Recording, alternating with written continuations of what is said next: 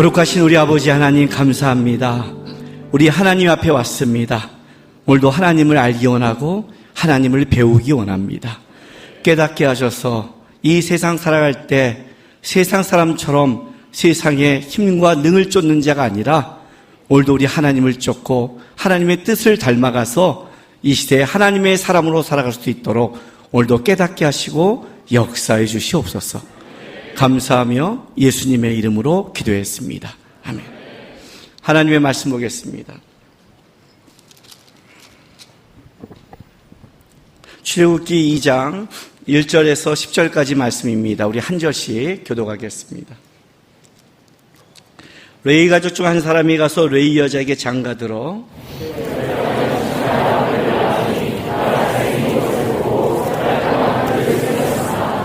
더 숨길 수 없게 되매 그를 위하여 갈대 상자를 가져다가 역청과 나무진을 칠하고 아기를 거기 담아 나일강과 갈대 사이에 두고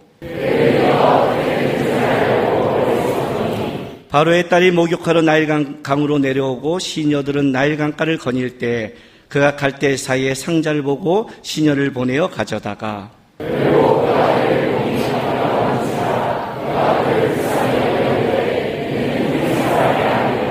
그의 누이가 바로의 딸에게 이르되 내가 가서 당신을 위하여 히브리 여인 중에서 유모를 불러다가 이 아이에게 젖을 먹이게 하리이까.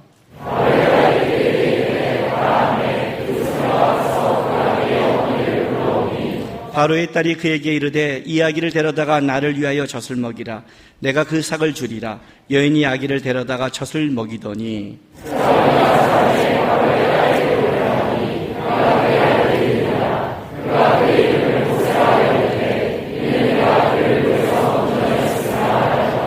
아멘.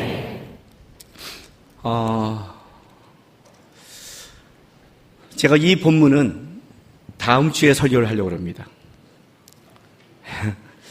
오늘은 여러분에게 제가 특별한 좀 마커스 한 20여 년 동안 아마 제가 오늘 특별한 설교를 하려고 그러는데 설교가 아니라 강의를 좀 하려고 합니다. 이 강의를 여러분들이 우리 청년들은 특별히 끝까지 좀 경청하고 들었으면 고맙겠습니다. 왜냐하면 오늘 제가 이 출애굽기 2장 1절부터 10절을 설교를 하면 꼭 이 본문을 설교하고 나면 이런 질문을 하는 사람이 있습니다. 왜 그렇게 봐야 돼요? 이런 식으로. 그리고 목사님만 그렇게 말씀하면 다른 거는 안 되나요? 이런 식의 질문을 받은 적이 있습니다. 왜냐하면 오늘 이 본문에 갖고 있는 것이 많은 사람들이 이 설교를 성경에 난의 구절이 있지만 이건 난의 구절이 아님에도 불구하고 잘못되고 오해되게 설교하는 것이 이 설교에 많이 있기 때문에 이 문제를 갖고 오기 때문에 그냥 설교를 하면 또 이 문제가 걸리니까 오늘은 제가 좀 설명을 하려고 합니다. 아셨죠? 강의를 하려고 합니다. 일단 이 강의를 할 때 여러분이 좀 이해해 주고 싶은 건 뭐냐면 어떤 걸 설명하다 보면 그렇게 반대된 설명을 어쩔 수 없이 제가 의도적이지 않게 지적하는 입장이 될 때가 있습니다. 그러나 공격하기 위한 게 아니라 그것은 만약 그렇다면 그건 그냥 고쳐야 될 거라고 받아줬으면 좋겠습니다. 왜냐하면 어떤 성경을 드러낼 때 그것이 잘못 해석한 거에 대해서는 그냥 고치면 되는 겁니다. 그래서 이 본문을 여러분이 그 이유가 하나고, 두 번째는 나는 이 청년들이 이 말씀을 들으면서 이 시대에 뭘 깨달아야 되는 건지, 깨달아야 되는 건지를 좀 여러분이 좀 생각했으면 좋겠습니다. 지금 청년 2명이 나갔어요. 나가려면 지금 나가세요. 왜냐하면 나는 이걸 여태까지 20년의 설교보다 가장 중요한 강의라고 말했습니다. 이거는 듣기를 원합니다. 근데 중간에 나갈 거라면 지금 나가주세요. 방해하면 안 됩니다. 안 나가는 걸로 알고 이제부터 나가면 그 사람들 내가 욕을 하겠습니다. 나는 여기까지 와서 이걸 왜 안 듣고 나가는지 불쌍해요. 다른 것보다. 왜냐하면 이렇게 중요하다고 말을 하고 있는데 뭐가 이렇게 중요한지 모르지만 아니면 기도할 때 나갔어야 되는 거예요. 중요한 겁니다, 이거는. 제가 여러분 막걸리에서 설교를 할 때 여러분이 제 설교를 어떻게 평가할지 모르겠어요. 뭐 욕하는 목사님, 뭐 호통 목사님, 소리치는 목사님으로 평가할지 모르지만 저는 막걸리에 설교하면서 내 나름대로 죽을 때까지 딱 잡고 가는 한계가 있습니다. 그게 뭐냐면 되도록이면 말씀을 많이 드러내는 설교를 하자. 그래서 교회에서도 요즘 안 하고 있는 강해 설교를 합니다. 창세기를 했고 마태복음을 했고 사무엘상을 했고 사무엘을 하하를 했고 요나를 했고 룻기를 하고 지금도 출애굽기를 합니다. 그거는 이 다음 세대의 사람들이 그냥 자기의 은혜 받는 데 추진된 게 아니라 말씀을 좀 많이 알고 말씀 안에서 일어나는 다음 세대, 그걸 꿈꾸기 때문에 저는 그쪽을 좀 많이 하려고 노력합니다. 제가 이렇게 하려고 마음먹었던 이유는 두 가지 이유 때문에 그렇습니다. 첫 번째는 띄워주세요. 제가 PPT를 20개를 준비했어요. 안 하던 짓을 했어요. 왜냐면 쭉 말로 설명하면 여러분들이 놓칠까봐 이해하라고요. 첫 번째는 베드로전서 10장 10절에서 11절 말씀입니다. 이 구원에 대하여는 너에게 임할 은혜를 예언하던 선지자들이 연구하고 부지런히 살펴서 자기 속에 계신 그리스도의 영이 그 받으실 권한과 후에 받으실 영광을 미리 증언하여 누구를 또는 어떠한 때를 지시한지를 상고하느니라. 이 말씀이 저는 가슴을 쳤습니다. 너에게 임할 은혜를 예언하던 선지자들이, 우리는 보통 선지자 그러면 직통고시를 받는 사람으로 알고 있잖아요. 그렇죠? 그 선지자들도 연구하고 부지런히 살핀대요. 그리고 그때 상고한대, 묵상한다는 거예요. 하나님의 말씀을. 신약 시대는 구약이겠죠. 주께서 주신 말씀을 연구하고 살핀다. 하나님의 말씀을 목사로서의 부름받았을 때 연구하고 살펴야겠구나. 이게 이 말씀 안에서 제가 목사로 할 때 도전을 받은 한 가지 이유고, 또 하나는 제가 하나님의 말씀을 전할 때 하는 원칙이 하나 있는데, 내가 전할 성경은 내가 내 눈으로 성경을 읽고 내가 연구하며 내가 확인하겠다는 이 원칙을 하나 세웠습니다. 그것은 뭐냐면 두 번째 큰 실수라고 썼을 거예요. 제가 설교를 하다 큰 실수를 한 번 한 적이 있었습니다. 굉장히 큰 실수를 했습니다. 그 실수를 한 동기는 뭐냐면 굉장히 유명한 목사님입니다. 여러분도 말하면 알만한 유명한 목사님이 하신 성경 해석이었는데 제가 그 해석을 듣고 저렇게 볼 수 있나 하고 했습니다. 워낙 유명한 분이고 워낙 알려져서 또 말씀에 잘한다는 소리를 들었기 때문에 했는데, 나중에 신대원 가서 헬라어를 공부하다가 이상한 거예요. 그래서 헬라어 교수님한테 물었더니 원어에서 잘못되어 있었습니다. 잘못 전한 거죠. 그때부터는 어떤 유명한 목사님이 설교를 해도 그대로 전하지 않는다. 내가 확인하고 내가 공부한다. 내가 동의해야 전한다. 어떤 걸 내가 들어도 그것이 내가 다시 한번 내 속에서 연구되지 않는 것은 전하지 않겠다고 작정을 했고, 그때부터는 다시 말씀을 보고 찾는 작업을 하게 됐습니다. 그러니까 성경을 보고 성경을 찾는 작업을 그때부터 준비하게 됐습니다. 왜 이 말씀을 보고 말씀을 하는 것이 중요한 것인가? 그걸 설명하기 위해 여러분들은 기독교가 뭔지를 좀 알아야 됩니다. 기독교와 이방 종교는 차이점이 있습니다. 기독교의 특징과 이방 종교의 특징이 있습니다. 오늘 제가 아주 짧은 시간에 많은 것을 강의할 겁니다. 만약 이것이 진짜 나는 들어도 모르겠다는 분은 나중에 둘러서 디테일을 들으시고 나중에 관찰, 해석, 적용, PBS 학교를 들으시면 자세히 설명할 거예요. 어쨌든 짤막짤막하게 설명하는 거니까. 그 이방 종교의 특징은 뭐냐면, 자 보이시죠? 신, 무당, 인간 이렇게 써 있습니다. 이방 종교의 특징을 한마디로 말한다면 이겁니다. 초월성의 의지랍니다. 기독교는 초월성이 없나? 있죠. 하나님은 초월적인 하나님이죠. 특징을 말하는 겁니다. 가장 이방 종교의 특징에 가장 좋은 것을 샤머니즘을 보면 압니다. 샤머니즘은 뭐예요? 비나이다 천지신명계 비나이다. 대상은 상관없는 거예요. 그렇죠? 신의 힘이 필요한 거예요.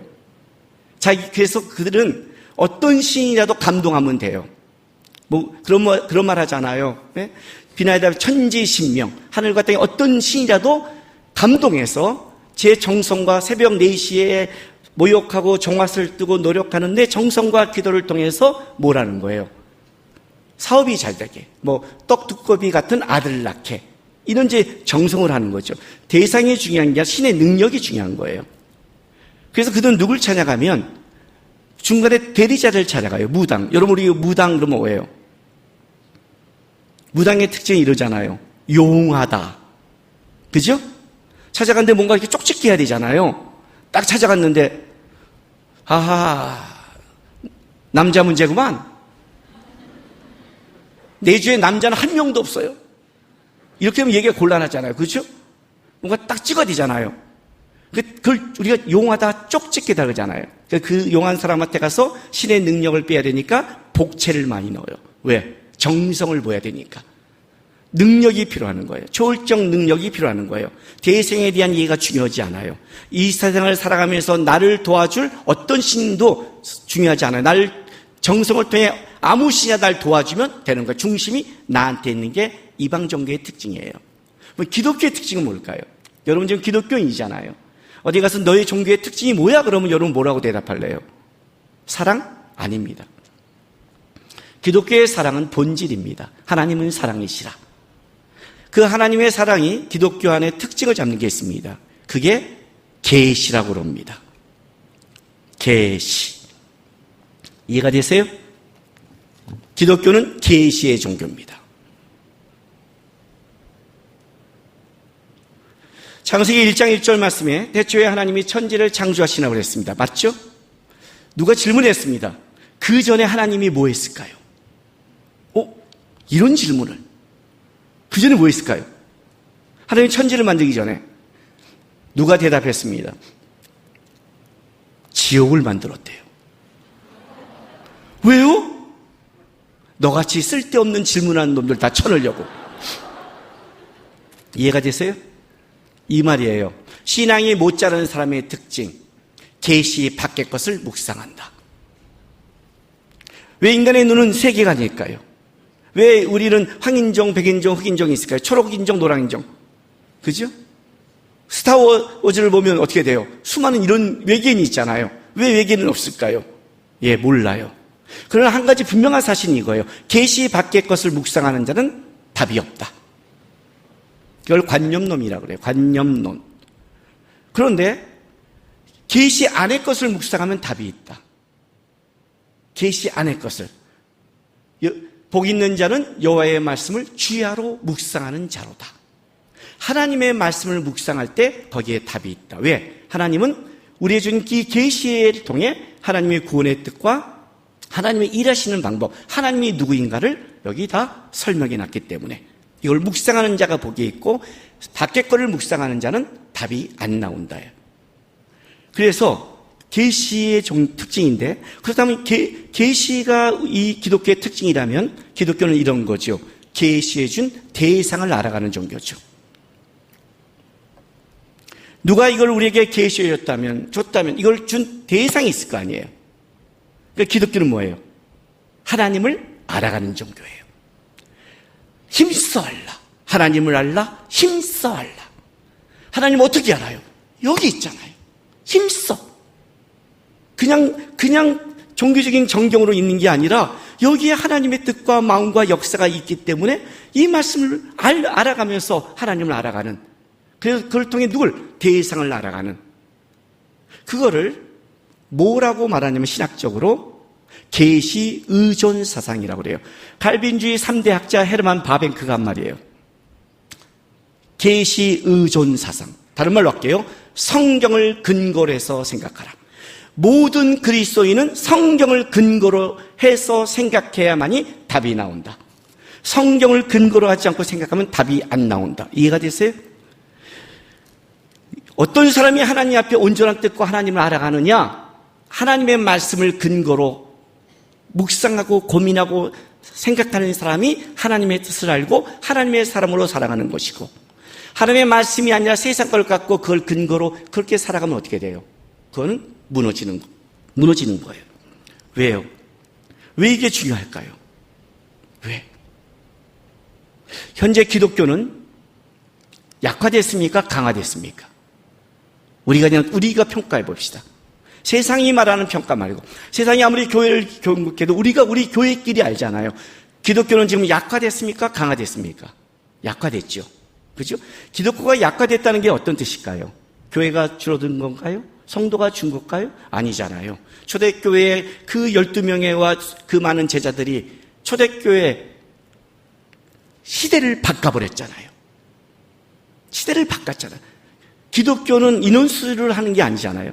기독교가 약화됐다는 건 어떤 뜻인 줄 아십니까? 항상 기독교가 약화됐다, 기독교가 강해됐다, 기독교에 소망이 있다, 없다를 평가하는 기준은 딱 한 가지밖에 없습니다. 이겁니다. 사무엘상 3장 1절에 그때 타락상을 이렇게 말합니다. 사무엘상 앞에는 사사기입니다. 사사기는 각자 자기 소견대로 살아갔던 시대. 그 시대에 하나님이 한나를 통해 변화시킬 때 사무엘을 태어날 때 이렇게 말합니다. 아이 사무엘이 엘리 앞에서 여호와를 섬길 때 여호와의 말씀이 희귀하여 이상이 흔히 보이지 않더라. 하나님의 말씀이 희귀해진 시대, 하나님의 말씀이 분명하게 드러나지 않는 시대를 타락의 시대라고 말합니다. 하나님의 말씀이 분명하게 드러나지 않는다면 기준이 분명하지 않기 때문에 그렇습니다. 그걸 타락이라고 합니다. 여러분 청년들 안에 하나님의 말씀을 읽고 공부하고 묵상한다면 여기는 역사가 일어나지만 청년들 안에 말씀을 대한 묵상과 연구가 없다면 여러분 시대는 또 힘을 잃은 시대가 될 것입니다. 이 당시에도 엘리라는 대제사장이 있었습니다. 홈니아 비니아스라는 제사장도 있었습니다. 그러나 홈니아 비니아스는 하나님을 알지 못했고 성막에서 여인과 동침했으며 그런 타락한 사람이었습니다. 이 시대도 목회자는 있었습니다. 그런데 하나님의 말씀이 희귀하기 때문에 타락한 겁니다. 그런데 사무엘서 3장 19절에 이제 사무엘이 하나님을 만나고 나서 어떤 역사를 하냐면 이렇게 말합니다. 사무엘이 자라매 여호와께서 그와 함께 계셔서 그의 말이 하나도 땅에 떨어지지 않게 하시니. 이해가 되세요? 사무엘의 말이 땅에 떨어지지 않는 건 단순히 사무엘이 말한 대로 이루어진 게 아니라 계시의 대상이신 사무엘이 하나님 앞에 온전히 섰기 때문에 그를 통해서 하나님의 말씀이 떨어지지 않고 분명히 들렸기 때문에 그 시대가 다시 회복의 시대가 된 겁니다. 사무엘이 태어난 시대도 사사 시대였고 사무엘이 태어난 시대에도 타락의 시대였지만 왜 그걸 사사에 집어넣지 않냐면 사무엘을 통해서 하나님의 말씀이 다시 들려지기 때문에. 이해가 되세요? 이스라엘 역사의 말라기부터 예수님이 오시는 400년간을 암흑의 시기라고 합니다. 왜요? 선지자가 나타나지 않았어. 하나님의 말씀을 드러내는 선지자가 없는 시대를 암흑의 시대라 부르고 그 암흑의 시대를 깨고 나타난 자가 세례 요한이었습니다. 회개하라, 천국이 가까웠다. 다시 말씀으로 돌아와라. 회복이 일어나려면 주의 청년들이 말씀을 읽어야 되고 말씀을 울어야 되고 말씀을 내가 못 사는 것 때문에 답답해야 되며 어떻게 하나님의 말씀을 지킬까를 사무엘 같은 자녀들이 일어난다면 그 시대는 회복이 일어나는 겁니다. 그래서 말씀이 중요한 겁니다. 그런데 하나님이 말씀을 계시를 주는 방법이 있습니다. 말씀을 주는데 자 이겁니다. 보세요. 직통 계시로 역사하지 않고 계시를 문자화시켰다는 겁니다. 이거를 계시의 객관화라고 합니다. 이건 제가 만든 말입니다. 그냥 여러분 하나님이 지금 살아계시잖아요. 그래요 안 그래요? 그렇죠. 그럼 하나님이 각자 여러분에게 말할 수 있죠. 다 말할 수 있어요. 제가 목사로서 교회 성도들을 만나 지도할 때 가장 힘든 게 뭐냐면 어떤 걸 할 때 저도 기도했어요. 하나님의 뜻이 있어. 이렇게 말할 때요. 같은 하나님 안에서 권면을 하는데 저도 기도하고 이렇게 가는 거예요 하고 다를 때 이걸 어떻게 이해해야 되지? 각자 하나님께 받았다고 그러면 할 말은 없는데 그럼 둘 중에 하나는 잘못 받았을 거 아니에요. 그럴 거 아니에요. 그래서 하나님은 계시를 지금도 하나님 살아서 역사하지만 하나님이 여러에게 준 하나님의 계시를 각자 한 사람 한 사람에게 평생 주기로 하지 아니하고 계시를 문자화 시켰다는 겁니다. 이걸 객관화 시켰어요. 어느 시대 어떤 때라도 이 말씀을 가지고 객관적으로 모두가 동일하게 미국인이든 한국인이든 아프리카 사람이든 천년 전이든 지금이든 앞으로 천년 후든 변하지 않는 기준 이걸 계시의 객관화라고 합니다. 문자화 시켰답니다. 근데 이 문자를 그냥 시킨 게 아니라 하나님이 그냥 문자를 갖고 어떤 사람을 선택해서 야, 너 받아 적어. 이렇게 적은 게 아니라 이걸 하나님이 특정한 나라, 이스라엘이라는 특별한 나라를 선택했고 거기에 아브라함부터 특별한 하나님의 사람을 선택해서 1600여 년 동안 40여 명의 성서 기자를 통해 기록했다는 겁니다. 긴 시간입니다. 그렇다면 이렇게 되는 겁니다. 우리가 이 계시된 문자를 오늘 내가 받기 위해서는 1600년 동안 특수한 이스라엘의 역사적 상황과 정황을 이해해야 됩니다. 그렇죠? 그들은 어떻게 살았는지, 그들에게 이런 단어는 어떤 의미가 있는지. 이스라엘의 혼인잔치는 밤에 하잖아요. 그 혼인잔치 비유를 배우려면 이스라엘의 혼인잔치를 알아야 되잖아요. 사도 바울이 신앙을 경주장에 경주하는 사람으로 얘기하잖아요. 왜요?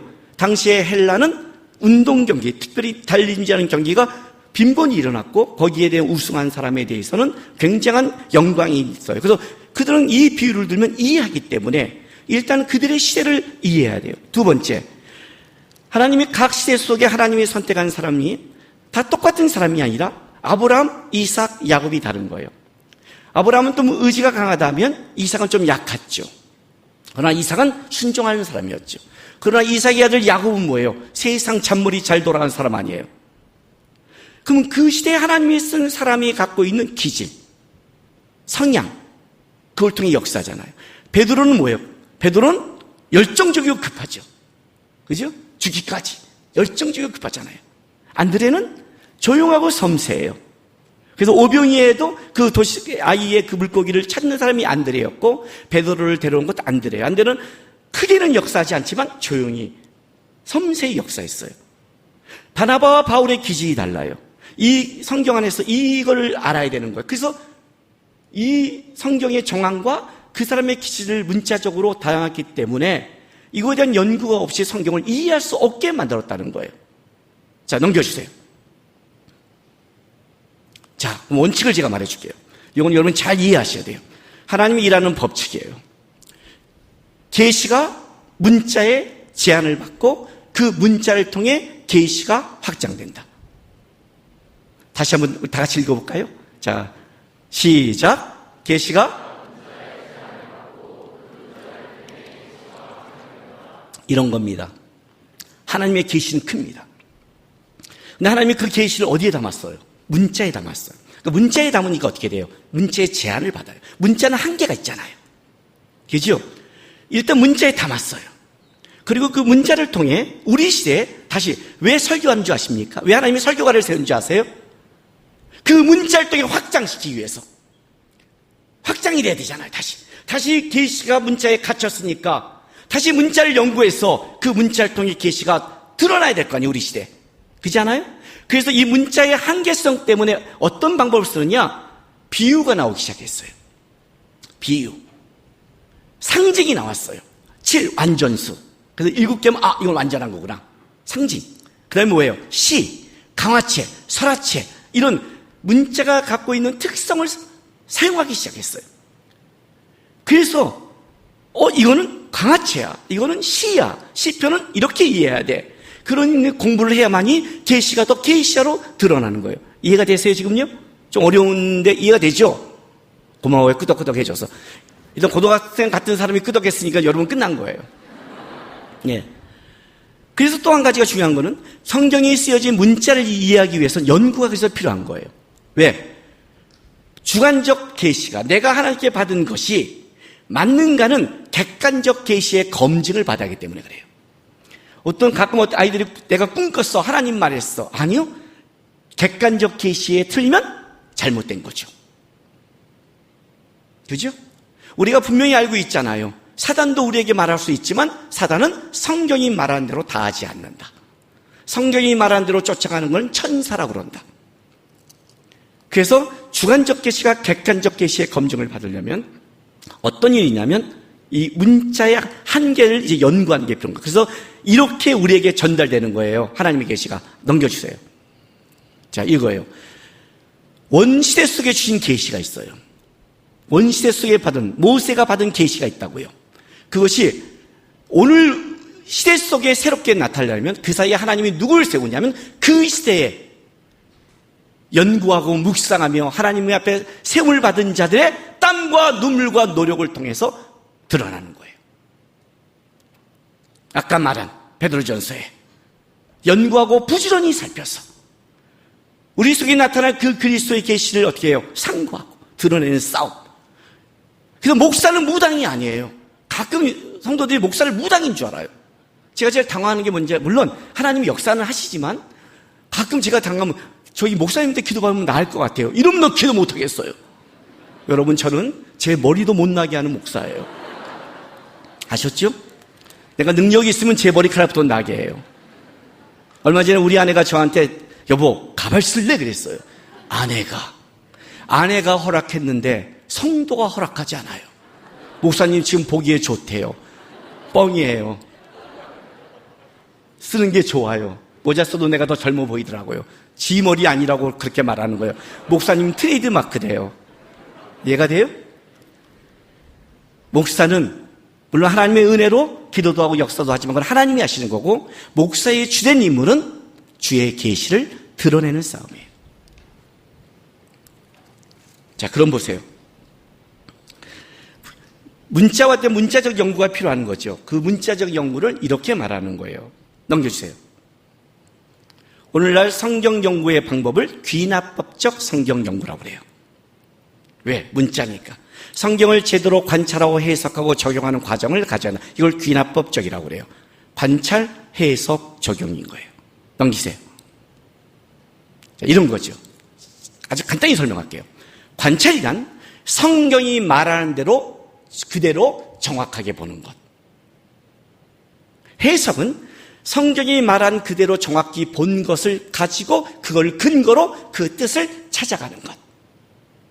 적용은 그 해석된 것을 오늘 우리 시대의 삶에 어떻게 하나님이 말씀한가를 적용하는 것. 이걸 관찰, 해석, 적용한 거예요. 그래서 중요한 건 이거예요. 바른 관찰에서 바른 해석이 나오고 올바른 해석을 했을 때 올바른 적용이 나오는 거예요. 어떤 때 우리가 말씀을 받는데 왜 은혜가 안 되지? 예, 은혜는 감정이 아니에요. 여러분이 마음을 따뜻하게 해야 은혜가 아니에요. 그걸 말하면 안 돼요. 성경이 정확하게 돼야 되는 거예요. 정확하게. 근데 의외로 쉽지 않아요. 여러분, 의외로 쉽지 않아요. 의외로 그렇게 말하면 정확하게 보는데 여러분들은 어떻게 보냐면 정확히 성경이 말하는 대로 보는 게 아니라 어떻게 봐요? 보면서 해석하고 어떤 사람은 적용하면서 관찰을 해요. 적용은 뭐냐면 내가 필요한 것을 말씀을 해 뽑아서 은혜를 받는 거예요. 이게 우리 안에 너무 성경을 잘못 우리가 보는 가장 큰 문제는 우리의 고정관념이 문제예요. 저는 성경을 연구할 때 여러분 제 성경책은 이렇게 연구되어 있어요. 그러나 이 성경책을 다시 연구할 때는 새 성경을 사요. 왜? 여기 써 있는 걸 보면 제가 여기에 제한을 받아요. 새로운 성경을 다시 봐야 나도 새롭게 다시 보는 거예요. 그렇게 봐야 되는 거예요. 왜냐하면 우리의 고정관념이 성경을 눈을 가릴 때가 너무 많이 해요. 자, 그럼 볼게요. 자, 이거예요. 이건 조금 더 자세한 거예요. 관찰을 1차 관찰, 2차 관찰 있어요. 사실 찾기, 팩트 체크하고, 그래서 2차 관찰은 거기에 진실 찾기, 사실 근거로. 해석은 의미인데 문자적 해석, 문맥, 비유. 적용은 그때 그것, 지금 이것. 좀 복잡하지만 일단 넘어가요. 이거 공부한 거 아니니까 이거 넘어갔어요. 이렇게 한다는 거예요. 쭉 써 있죠. 1. 저자, 배경, 2. 문체, 설화체, 문단 나누기 이제 이런 식의 관찰을 하는 거예요. 공부하듯이. 그러니까 수능 입시 보듯이 하는 거예요. 그러나 나는 목사니까 저렇게 하지만 여러분은 아무리 성도라도 저 세 가지는 좀 하라는 거예요. 성경 볼 때. 너무 뭐예요? 첫째, 네 번째 뭐예요? 육하원칙. 네? 언제 어디 누가 언제 어디서 무엇을 어떻게 왜 이건 좀 하라는 거예요. 성경을 좀 본다면 이것도 안 봐요, 여러분. 주어 동사는 좀 보라고요. 주어를 알아야 될 거 아니에요. 동사하고 최소한 단수 복수 있으면 하라고요. 물론 여러분들이 원문을 봐야 나눈 게 있어요. 그건 어쩔 수 없어요. 그죠? 예를 들면 성령의 열매는 한 가지. 헬라어로 단수니까. 이런 거는 원문을 봐야 되지만 그러나 그거 말고는 어떤 때는 이런 게 있잖아요. 그걸 봐야 돼요. 그럼 그다음에 문맥의 흐름을 봐라. 좀 앞뒤 문장을 봐라. 다 고등학교 다녔잖아요. 왜 교회 성경만 보면 그때 믿음이 좋아지고 순종적이며 생각이 없어요? 어떻게 하나님의 말씀을 내가 이렇게 따질까? 따지는 게 아니라 저 세 가지는 하라는 거예요. 그래야 여러분들도 쉽게 말할게요. 다른 사람의 설교와 다른 사람의 말을 분별할 수 있는 실력을 갖게 돼요. 신천지에 안 빠진단 말이에요. 신천지가 얼마나 말이 안 되는 줄 아세요? 신천지가? 아유. 창세기 1장만 공부해도 알아요. 그냥 1장. 1장만 알아요. 하나님이 태초에 천지를 창조했다. 시간과 공간을 만드셨다. 뭐예요? 신은 시간을 초월하고 공간을 초월해야 된다. 늙으면 안 된다. 이만희 늙었잖아요. 그냥 딱 나왔잖아. 근데 믿어? 정확한 성경만 알아도 분별이 된단 말이에요. 자, 그 다음 넘겨주세요. 야, 보세요, 이제. 1장 또 5절이에요. 오늘 제가 잠깐 설명하지만 다음 주에는 제대로 설교를 할게요. 레위 가족 중 한 사람이 가서 레위족에게 장가들어 그 여자가 임신하여 아들을 낳으니 그가 잘생긴 걸 보고 석 달 동안 그를 숨겼으나 더 숨길 수 없게 되며 그를 위하여 갈대 상자를 가져와 역청과 나무 진을 칠하고 아기를 거기다만 나일강가에 두고 그의 누이가 어떻게 되는지 알려고 멀리 있었더니 바로의 딸이 목욕하러 나일강가에 내려고 시녀들은 나일강가를 거닐 때 그가 갈대사의 상자를 보고 신을 보내 가져다가 이제 우리는 이 얘기가 누구의 얘기인지는 알고 있어요. 그렇죠? 자, 그럼 내가 질문하겠습니다. 자, 갈대상자 바구니가 어떻게 되는지를 멀리서 보는 사람은 누굽니까? 질문 1. 갈대상자를 멀리서 바라보며 어떻게 되는지를 바라보고 있는 사람은 누굽니까? 손 들고 대답하세요. 지금 누구라 했어요? 훌륭했어요. 끝나고 저한테 오세요. 마커스 악보집 줄게요.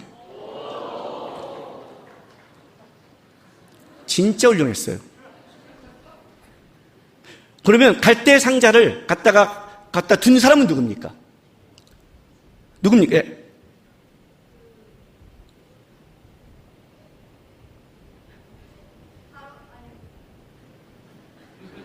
누구예요? 누이 말고. 이모라니요? 여기 지금 가정 지금 떡볶이 집이야? 이모 한 사발이야? 저기. 예? 시녀 아니에요. 그 여자예요. 끝나고 오세요.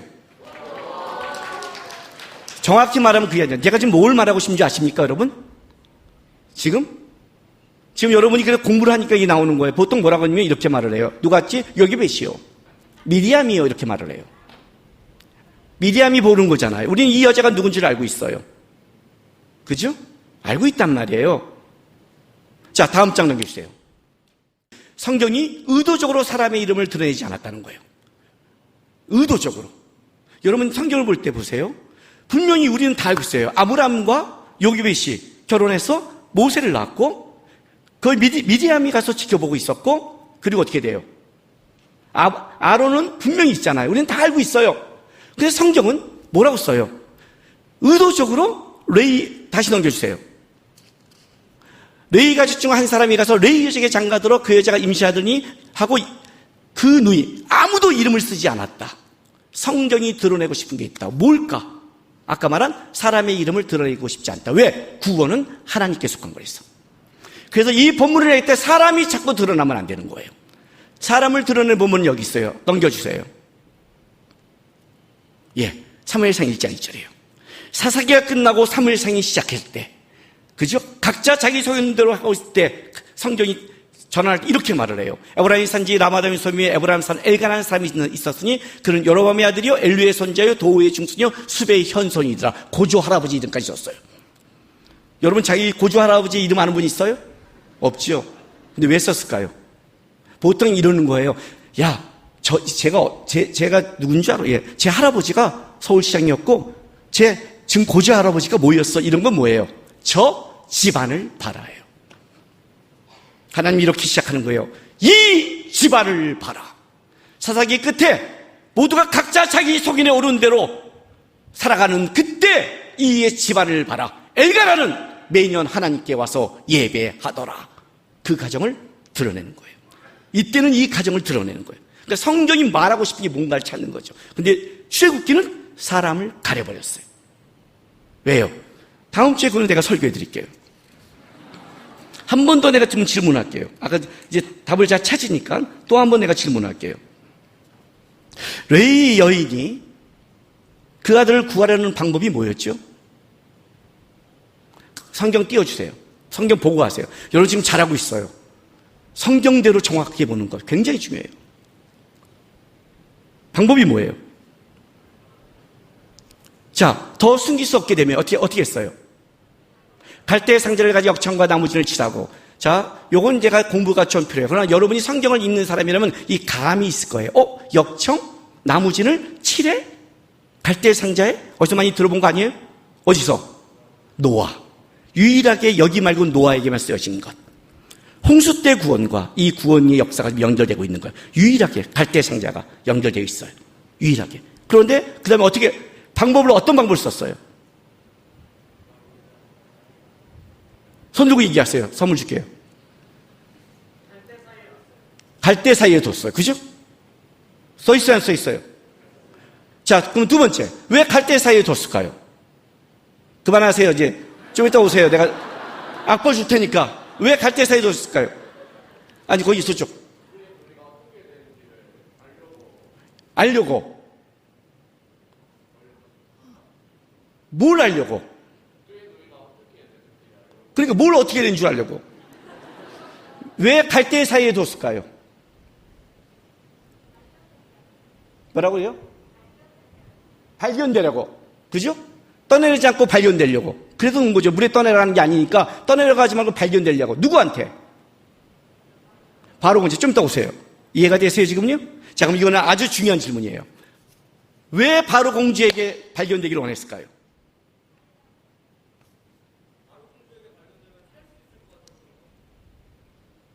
왜 살 수 있다고 생각했을까요?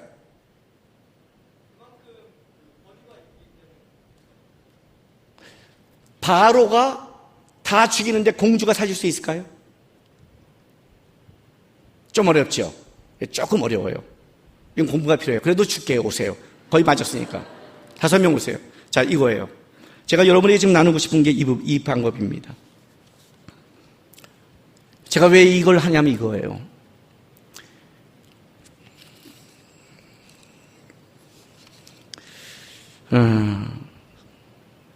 결론부터 볼게요. 결론 보여주고 할게요. 이거 설명하고 끝내겠습니다.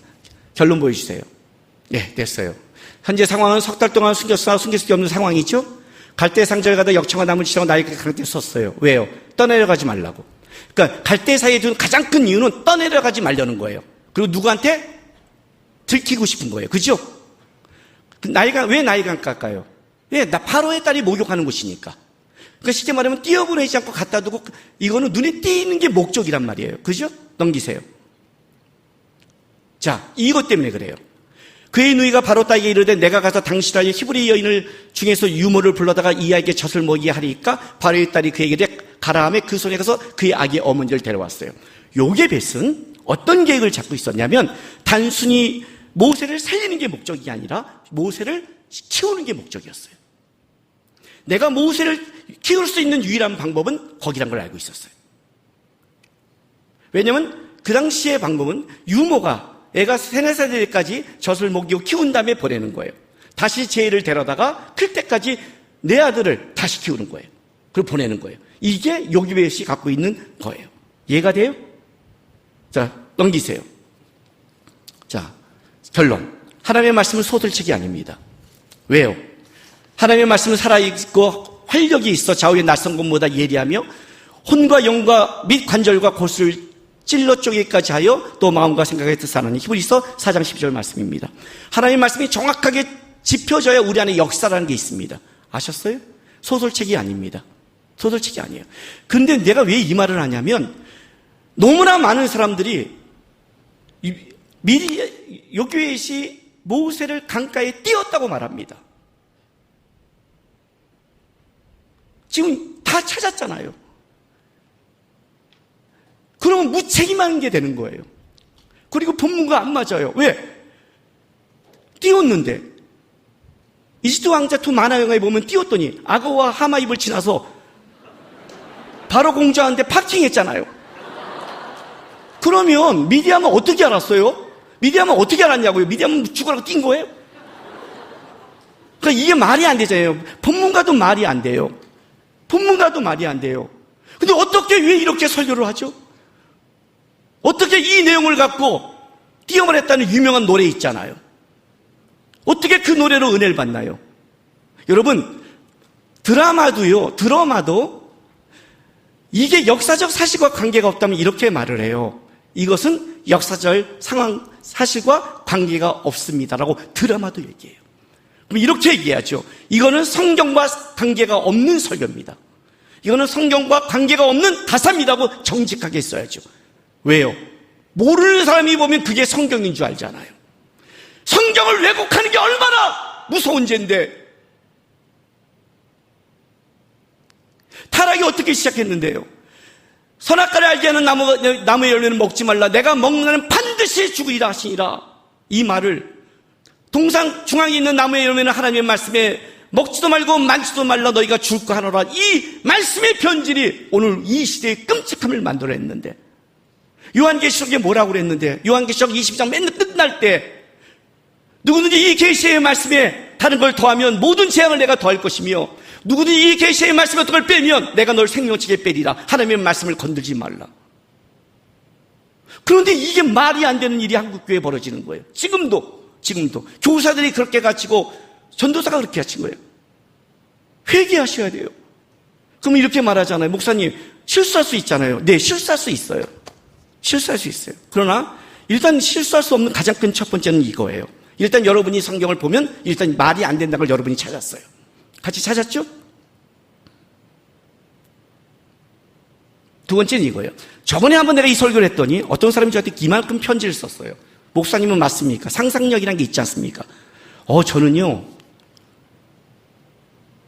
그때 내가 답변을 써주려다가 일단 저희 어머니가 돌아가셔서 못 써줬어요. 근데 무리한 거예요.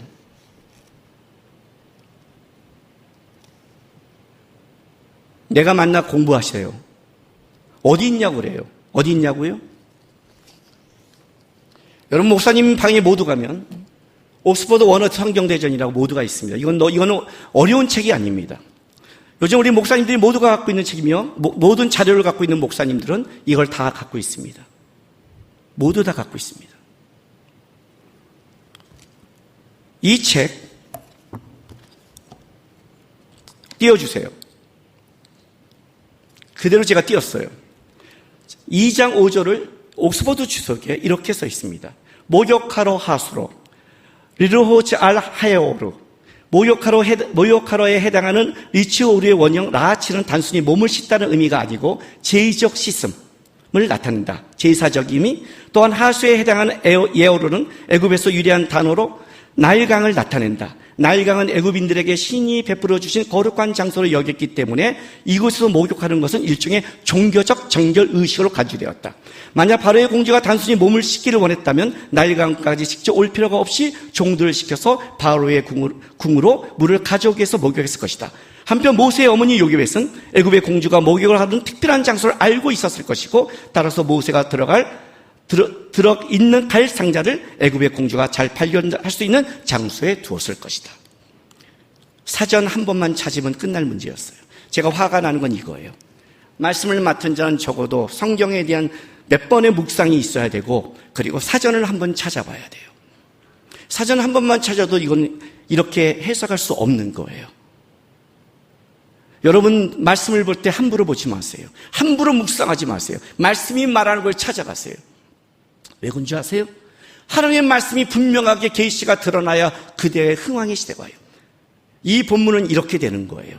이 문맥적 흐름은 이렇게 되는 거예요. 바로의 힘이 이스라엘을 자손들을 강성하지 못하게 만드는 거예요. 그런데 바로의 힘이 노예의 그 강성함을 막지 못하더라. 계속해서 얘가 나오니까.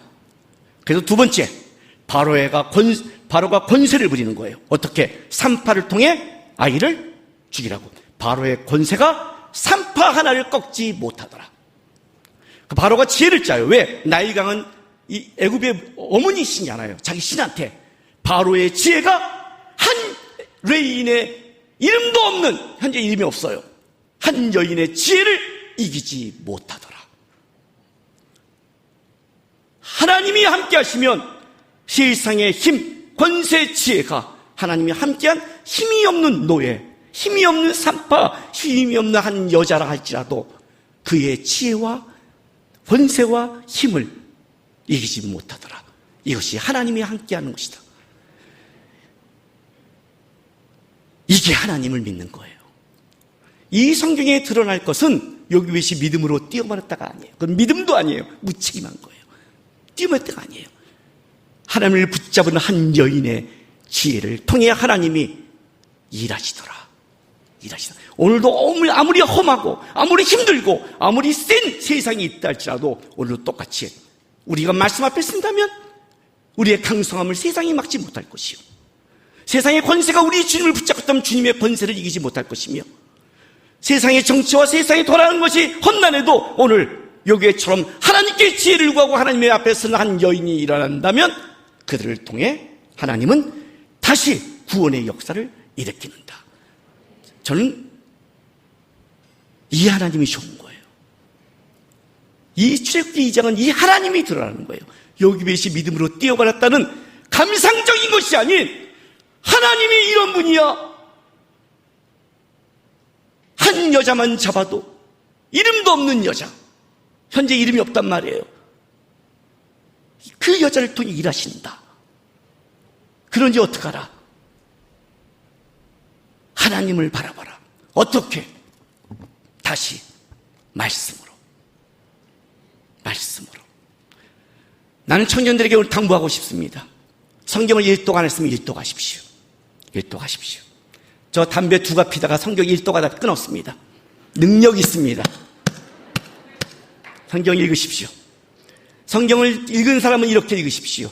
목사님 설교 듣고 아멘 하지 말고 여러분의 눈으로 성경을 보고 여러분의 눈으로 성경을 묵상하며 여러분의 눈으로 성경을 붙잡고 기도한다면 하나님께서 그렇게 성경을 붙잡고 하는 그 청년의 삶과 여러분의 삶 속에 요괴벳을 통해 역사하는 것처럼 우리에게도 역사할 것이고, 이 시대에 다시 한번 하나님의 구원의 역사가 일어난단 말이에요. 기독교는 약간했고 세상은 혼란하며 이 시대도 혼란할 때 하나님이 누구를 찾겠어요? 여러분, 사무엘이 일어났고 모세가 일어났기 때문에 그 시대가 바뀌는 거예요. 이 시대에 하나님의 사람이 필요하다고요. 어떤 사람? 말씀을 생명같이 살아가는 사람, 감상적인 사람 아닌 말씀을 보고 말씀한테 울고 말씀을 붙잡고 살아가는 사람, 그 사람만 있다면 난 이 시대가 소망이 있다고 생각합니다. 우리 말씀 앞에 다닌지 살아가는 여러분 되시길 바랍니다. 기도하겠습니다. 하나님, 말씀 앞에 서겠습니다. 말씀 붙잡겠습니다. 다른 사람이 말하는 말씀이 아니라 내가 주의 말씀을 읽고 내가 주의 말씀을 갖고 기도하며 내가 주의 말씀을 갖고 한번 심장에 묻게 하겠습니다. 지혜를 주시고 능력을 주시고 말씀의 권능이 뭔지를 알게 해주십시오. 이 시간 다같이 우리 주여 한번 외치면서 기도하며 나가겠습니다. 주여! 하나님 감사합니다. 하나님, 우리에게 하나님께서 1600년 동안 이 귀한 그 시대를 사는 하나님의 사람의 삶과 그 사람의 하나님의 사람들의 모습을 통해 우리에게 전달했습니다. 이 귀한 생명의 말씀, 이 귀한 하나님의 말씀, 하나님 보고 묵상하며 가슴에 새겨서 하나님을 따라가고 이 말씀대로 살아가는 싸움, 말씀의 사람이 이 시대에 일어나게 도와주옵소서. 말씀을 사모하는 자가 일어나게 하소서. 말씀을 붙잡고 말씀대로 살려하는 그 자들이 일어날 수 있도록 역사하시고 도와주시옵소서. 주님,